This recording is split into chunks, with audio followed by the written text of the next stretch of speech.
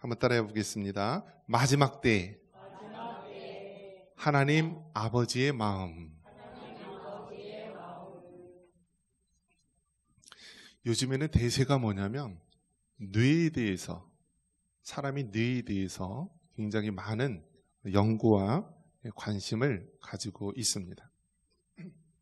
그래서 심지어는 이제 영화에서 그런데 주목해서 보면은 사람을 머나먼 우주로 보내야 되는데 한 2km 정도 조그만 질량을 가진 부분만 보내야 됩니다.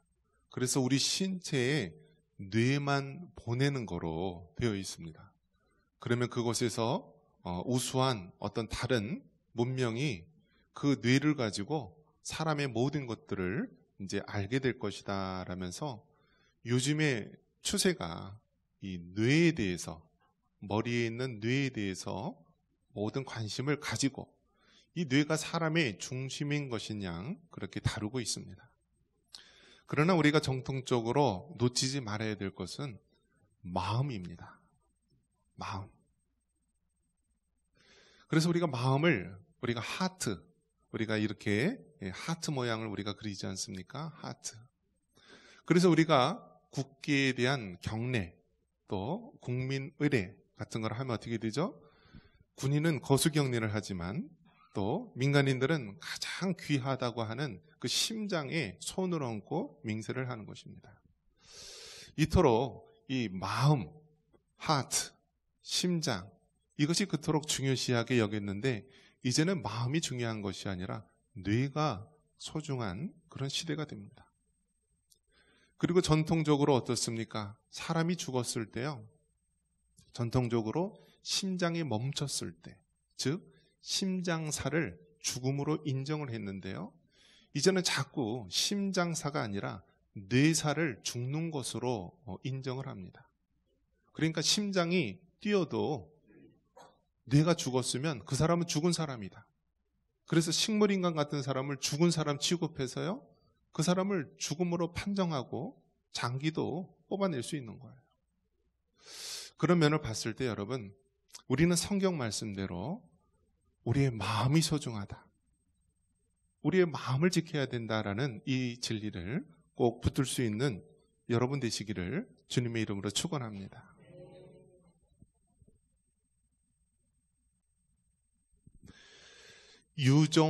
유종의미라는 우리가 이 사자성어가 있습니다. 유종의미. 끝이 중요하다. 마지막이 중요하다. 한 번 시작한 일은 끝까지 잘 끝맺음을 해서 좋은 결과를 이루어야 한다. 이것이 바로 유종의미입니다. 그래서 우리가 대부분 많은 사람들이 시작이 반이다, 시작이 중요하지만 이와 더불어서 유종의미, 끝이 중요하다, 마무리를 잘해야 된다, 우리가 이것을 마음에 염두에 두고 살아갑니다. 그래서 여러분, 항상 시작이 있으면 끝이 있고요, 하나님의 창조가 있으면 마지막 종말이 있다. 우리가 태어날 때가 있으면 언젠가 이 세상을 마지막 숨을 거둘 때가 있다. 모든 것이 그 마지막을 기억하면서 살아가야 됩니다. 구약 성경에서도 창세기로 시작한 성경 말씀은 구약의 마지막 성경인 말라기로 이 구약 성경을 마무리하게 됩니다.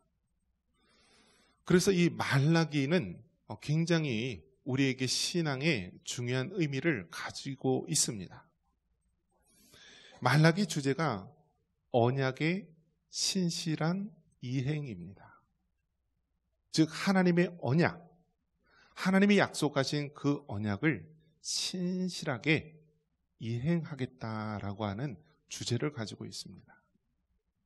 그런데 아이러니하게도 구약 성경의 마지막인 말라기와 또 신약의 첫 성경인 이 복음서, 마태복음, 이러한 복음서 사이에는 약 400년의 침묵기, 공백기가 있습니다. 우리가 육신의 눈으로 봐서는 하나님이 아무 일도 안 하는 것 같고 그 사이에 아무런 역사도 일어나지 않는 것 같지만은 하나님께서는 그 400년의 침묵기 동안에도 하나님의 언약의 신실함을 이행하기 위해서 일하시고 계시는 때입니다.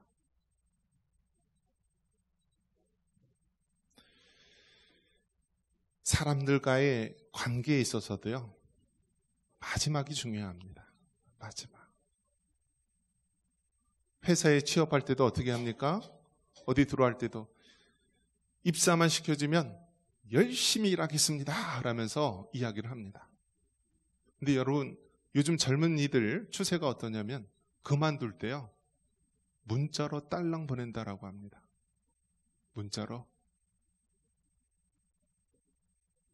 인사를 하고 업무 인수를 하고 마무리를 하고 그런 것이 아니라 딸랑 문자 하나 보내면서 그만두는 경우. 이것은 여러분, 우리가 상식적으로 생각할 때도 있어서는 안 되는 부분이죠. 시작이 중요한 만큼 그 마무리도 중요하다라는 거예요. 마무리가 중요하다. 창세기로 시작한 하나님의 말씀, 온 인류의 기원에 대해서 말씀해주고 있는 창세기가 중요한 만큼 말라기를 통하여서 우리 하나님께서 언약을 신실하게 이행하시고, 비록 그 다음에 400년의 침묵기가 있지만 여전히 하나님께서는 신실하게 언약을 이루신다라는 말씀을 우리에게 주고 있는 것입니다. 그런 면에서 여러분이 믿음 생활 시작했고 청산교회에서 신앙생활을 시작했다면 그 마지막이 처음보다 더 아름다울 수 있기를 주님의 이름으로 축원합니다.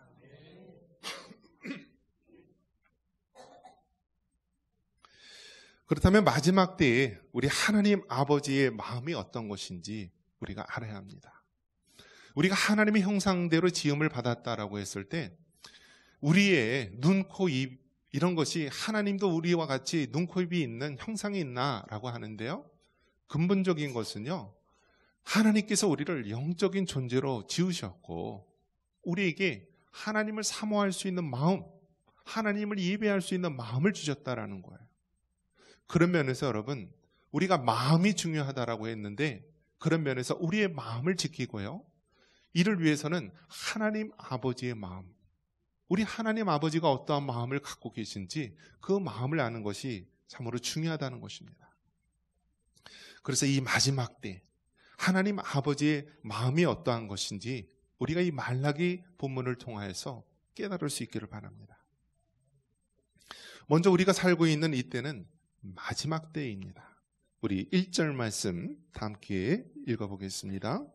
만군의 여호와가 이르노라. 보라, 영광로 불같은 날이 이르리니 교만한 자와 악을 행하는 자는 다 지푸라기 같을 것이라. 그 이르는 날에 그들을 살라 그 뿌리와 가지를 남기지 아니할 것이로되. 아멘. 마지막 때 하나님 아버지께서는 세상을 어떻게 하신다고 말씀하십니까? 용광로 불같은 날로 모든 것을 사르리라고 말씀합니다. 이는 마지막 대환란의 때가 다가옴을 우리에게 말해주고 있습니다. 성경은 직선적인 역사관을 가지고 있습니다. 불교나 다른 종교에서는 윤회사상, 원과 같이 빙글빙글 그 세계가 반복되는 것으로 보고 있지만 우리 기독교 세계관은요, 직선적인 역사관입니다. 하나님이 창조하신 세계, 우리 주님께서 그 마지막 때에 주님의 재림이 임박할 때 바로 마지막 종말이 있다라고 말씀해주고 있습니다.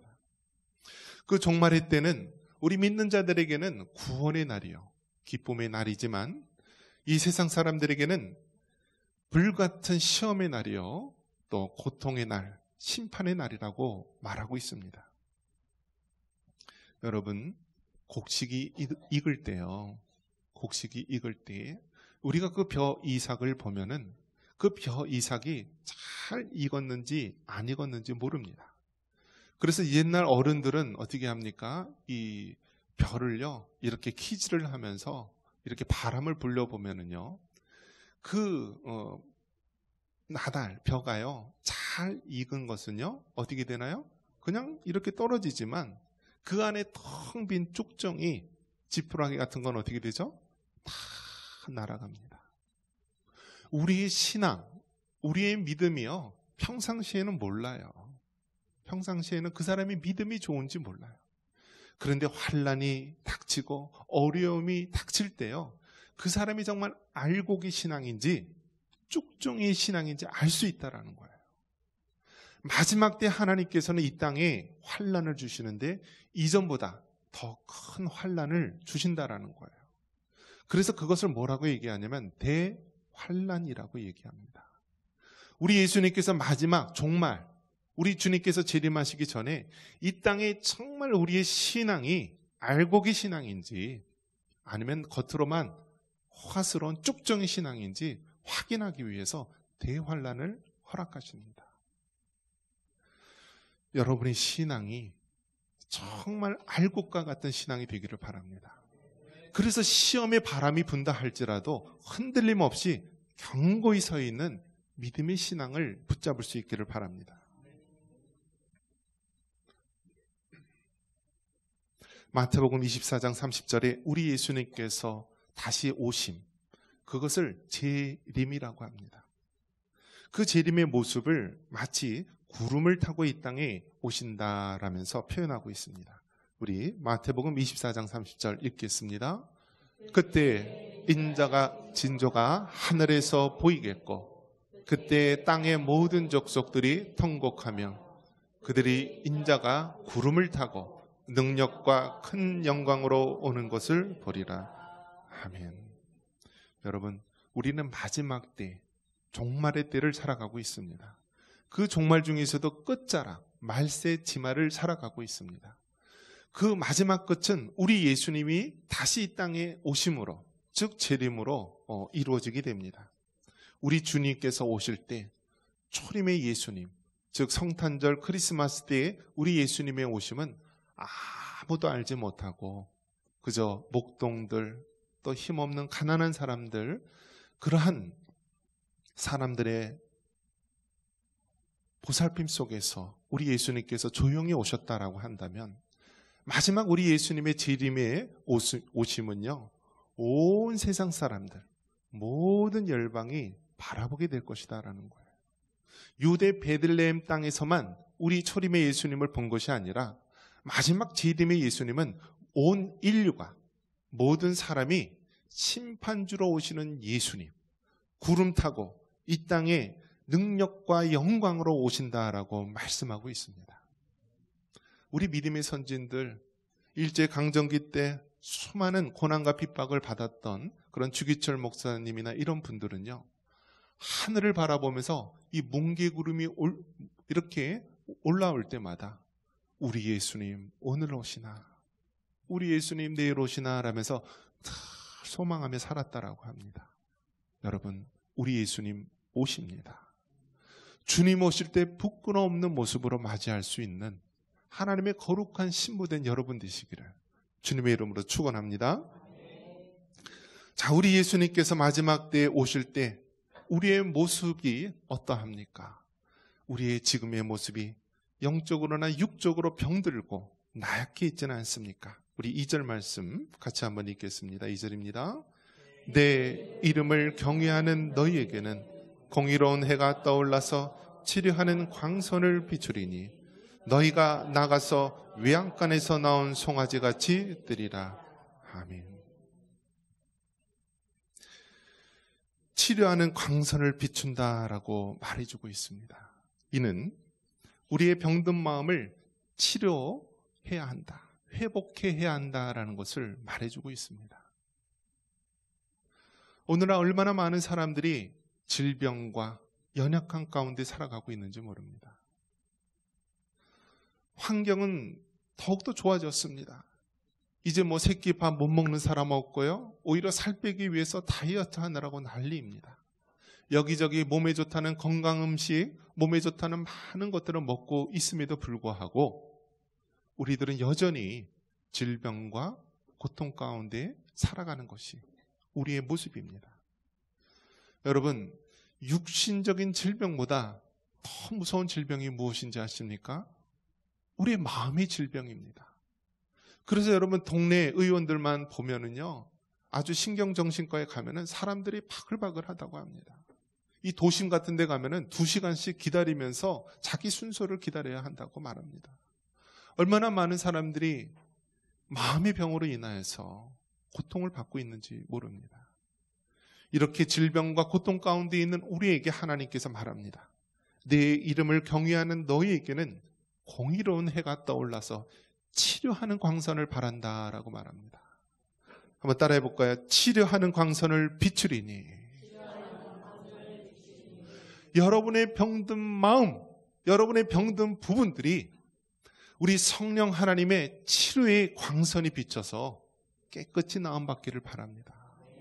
우울증과 정신적인 질환과 공황과 모든 연약한 부분들이 빛 대신 예수님께서 우리의 심령을, 우리의 그 폐부를 비춰주심으로 말미암아 깨끗이 회복되기를 바랍니다. 여러분, 우리의 몸과 마음이 건강해야 됩니다. 이제 우리가 맞이할 이 마지막 때는요, 우리가 육신적으로도 강건해야 되지만 더욱더 우리의 마음이 굳건하게 강해져야 됩니다. 그러기 위해서는 어떻게 됩니까? 하나님의 성령이 우리 안에 충만히 임재하여서 성령의 기름 부으심과 그 빛 대신 주님의 영광이 우리 병든 몸과 영혼을 깨끗이 치료해 줘야 하는 것입니다.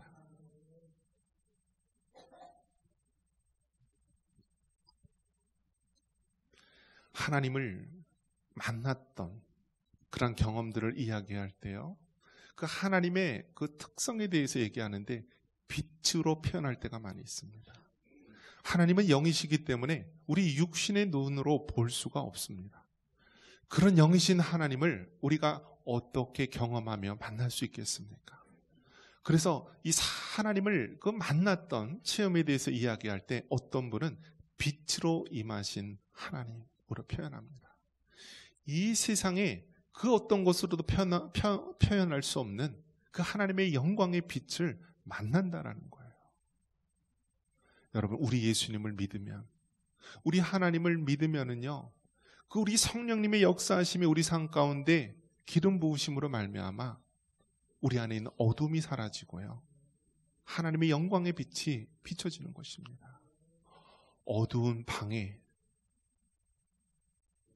그 어둠을 물리치기 위해서 아무리 노력해도 어둠은 떠나가지 않습니다. 그러나 그 어두운 방에 작은 불빛이 비춰지게 되면은요, 어둠은 사라지게 됩니다.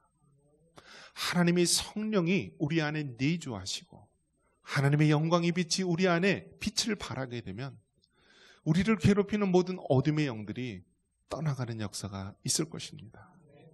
그렇기 때문에 여러분, 나쁜 것을 계속 쫓으려고 물리치려고 하지 말고요, 우리가 어떻게 하면 성령 충만할까? 어떻게 하면 하나님을 기쁘시게 할까? 어떻게 하면 하나님을 잘 섬길까 할 때 우리의 영광의 빛이 우리 중심에 밝게 빛날 때 어둠의 영이 떠나가게 될 것입니다. 우리 자녀들에게 이거 하지 말라, 이거 하지 말라, 하지 말라 하는 것이 아니라 어떻게 하면 하나님을 잘 섬기고 어떻게 하면 하나님의 말씀을 묵상하고 어떻게 하면 우리 하나님을 늘 찬양하며 살아갈지 늘 하나님 앞에 빛 대신 주님을 잘 섬길 수 있도록 인도해 줄 수 있기를 바랍니다.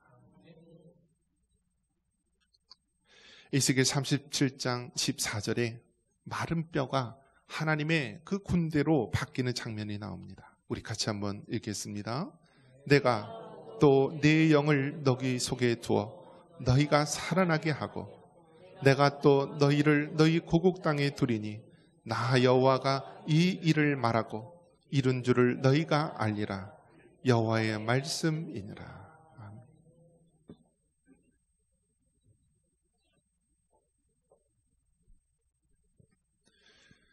에스겔 37장에 마른 뼈의 비유가 나옵니다. 에스겔 골짜기 그 마른 뼈만 가득한 곳에요, 하나님의 영이 그 속에 들어가니까 그 하얀 뼈만 있는 그 마른 뼈가 살이 붙고 신경과 혈관과 모든 조직들이 붙으면서 나중에는 하나님의 어마어마한 군대로 세워지는 것을 보게 됩니다. 여러분, 우리의 모습이 어떻습니까? 정말 오늘날에는 너무나 우리의 존재가, 우리 교회의 모습이, 믿는 성도들의 모습이 마른 뼈와 같지 않습니까? 과거에는요, 그래도 교회에 다닌다라고 하면 저 사람은 그래도 정직한 사람이다, 저 사람은 정말 믿을 만한 사람이다라고 이야기합니다. 저 사람이 예수님 믿는 사람이다라고 하면 그래도 착하게 살려고, 선하게 살려는 사람이다라고 인정을 합니다. 그런데 요즘에는 교회의 권위가 얼마나 땅에까지 떨어졌는지 모릅니다. 이제는 교회차를 운전하는 목회자에게도요, 음주운전 검사를 해요. 분명히 버젓이 무슨 교회라고 되어 있는데도요, 과거에는요, 교회차라고 하면은 그냥 보내줬어요. 근데 이제는 음주운전 검사를 해요. 그만큼 사회가 믿지 못하는 시대가 된 것입니다. 마치 우리의 모습이 마른 뼈와 같이 보잘것없고 아무 능력이 없는, 생명이 없는 모습으로 전락했다라는 것입니다. 여러분, 마른 뼈와 같은 우리에게 하나님의 그 성령의 빛이, 생명의 기운이 우리 안에 들어와야 되는 것입니다. 그래서 여러분, 정말 우리 한 사람 한 사람이 성령의 충만함 속에서 마른 뼈와 같은 우리의 모습이 하나님의 믿음의 강한 군사로 세워져야 되는 것입니다. 이것이 마지막 때 우리가 사명을 감당할 수 있는 길인 것입니다. 올해 표가 우리가 강력한 성령의 임재가 임하게 하소서라는 표입니다. 마지막 때에 정말 우리에게 필요한 것이 무엇입니까? 강력한 성령의 임재가 임하는 것입니다. 우리 자녀들이 조금 더 좋은 학교, 좋은 곳에 취직하는 것이 중요한 것이 아니라 우리 자녀들에게 강력한 성령의 임재가 임하는 것입니다. 하나님의 말씀과 성령이 균형 잡힌 그러한 하나님의 사람으로 세워지는 것이 중요합니다. 마지막 때에 우리 하나님 아버지께서는 뭐라고 말씀하십니까? 아버지의 마음을 자녀에게로 돌이키게 하고 라고 말씀합니다. 우리 6절 말씀 같이 한번 읽겠습니다. 그가 아버지의 마음을 자녀에게로 돌이키게 하고 자녀들의 마음을 그들의 아버지에게로 돌이키게 하리라. 돌이키지 아니하면 두렵건대 내가 와서 저주로 그 땅을 칠까 하노라 하시니라. 아멘. 구약 성경의 마지막 말라기 4장 6절 이 말씀이 구약의 마지막 부분입니다. 그 마지막 말씀이 중요하지 않습니까? 우리 하나님께서 구약의 마지막 부분에 뭐라고 말씀하느냐? 하나님 아버지의 마음을 자녀에게로 돌이킨다. 하나님 아버지의 마음을 알라는 것입니다. 하나님께서 천지를 창조하시고 보시기에 좋았더라고 말씀하셨는데 인류에 범죄가 들어오고 죄악이 들어오면서 얼마나 인생이 힘들고 고달프게 되었습니까? 이 세상이 얼마나 타락하게 되었습니까? 동성애가 판을 치고 수간이 이루어지고 온갖 범죄가 만연한 이 땅이 되지 않았습니까? 이러한 고난의 바다와 같이 넘실거리는 이 세상을 향하여서 너희들은 하나님 아버지의 마음을 알라. 하나님 아버지의 마음을 자녀된 우리에게 돌이키게 해서 하나님의 마음을 알라는 것입니다. 마지막 때를 살아가는 우리에게 하나님이 우리에게 주시는 그 마음을 알라는 것입니다. 나만 잘 먹고 잘 사는 것으로 끝나는 것이 아니라 우리 한 사람 한 사람을 향한 하나님 아버지의 마음을 알라는 것입니다. 왜 하나님께서 이 코로나 어려운 시기 가운데서도 우리의 교회를 붙잡아 주시고 왜 우리를 하나님의 성도로 세워주셨는가? 그 하나님 아버지의 마음을 알라는 것입니다. 여러분, 하나님이 왜 여러분을 자녀로 택했습니까? 하나님이 왜 여러분을 주의 일꾼으로 택하였습니까? 하나님이 왜 여러분을 마지막 때에 주의 일꾼으로 세우셨습니까? 바로 하나님의 아버지의 마음을 깨달아 복음 진리를 전하며 다시 오실 예수님을 증거하라고 말씀하고 있는 것입니다. 마태복음 28장 19절 이하에 복음서에 예수님께서 마지막 승천하시기 전에도 뭐라고 얘기하십니까? 같이 한번 읽어보겠습니다. 그러므로 너희는 가서 모든 민족을 제자로 삼아 아버지와 아들과 성령의 이름으로 세례를 베풀고 내가 너희에게 분부한 모든 것을 가르쳐 지키게 하라. 볼지어다 내가 세상 끝날까지 너희와 항상 함께 있으리라 하시니라. 마태복음의 마지막 28장, 예수님께서 이 땅에 있으면서 마지막 명령한 것이 너희는 모든 족속으로 제자를 삼으라는 것입니다. 하나님의 복음을 전하라는 것입니다. 여러분, 이제 우리가 살고 있는 마지막 때 아닙니까? 얼마 전에도 정말 지진으로 인하여서 대만에 7.2의 강진이 일어나서 내진 설계로 준비한다 했음에도 불구하고 강진에 의해서 얼마나 많이 건물이 무너지고 많은 사람들이 인명피해가 있습니까? 마태복음 24장에 마지막 때에는 기근과 전쟁과 지진과 온갖 난리와 난리가 일어날 것이라고 말합니다. 온갖 적그리스도와 거짓 선지자들, 이단들이 나타나서 많은 사람을 미혹할 것이라고 말합니다. 여러분, 지금 우리가 그 시작점에 들어와 있는 것입니다. 이러할 때 여러분, 우리만 잘 먹고 잘 사는 그러한 신앙이 아니라 하나님 아버지의 마음을 깨닫고 죽어가는 영혼들에게 하나님의 복음을 증거하며 우리에게 주어진 사명을 온전히 감당할 수 있는 여러분 되시기를 주님의 이름으로 축원합니다.